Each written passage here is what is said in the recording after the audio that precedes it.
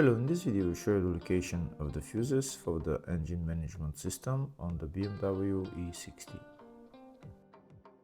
This location of the fuse is for cars up to the year 2005. Before I show you the location of the fuses, first I'll show you the location of all the main fuse boxes on this BMW E60. There is one fuse box here in the engine bay area. It's located just underneath the cabin filter. You need to remove the cabin filter, you need to remove this plastic cover as well, and then you need to remove the fuse box cover, which is held by those bolts. This is the engine bay 1 fuse box. Next I'll show you the location of the fuse box in the fascia. This is the fascia fuse box, just in the glove box. You need to pull down the glove box. There's those two knobs that you need to turn, and that's the glove box fuse box right there.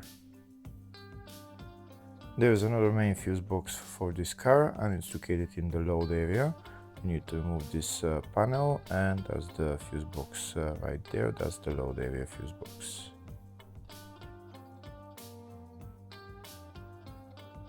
In the description of the video I have links to tools that I recommend for doing jobs like this. Just check out the description of the video. Next I'll show you a diagram of all the fuse boxes for this BMW E60 up to year 2005.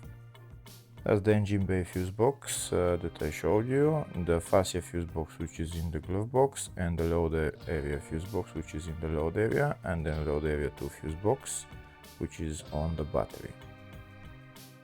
Next we'll show you the location of the fuses for the engine management system on this BMW E60. First fuse is located in the fascia fuse box and the fuse is F8.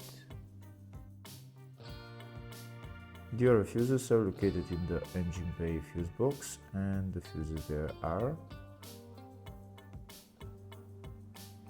F1, F2, F3 and F4. Hopefully the video was helpful. Please like and comment on the video and subscribe to the channel. Thank you.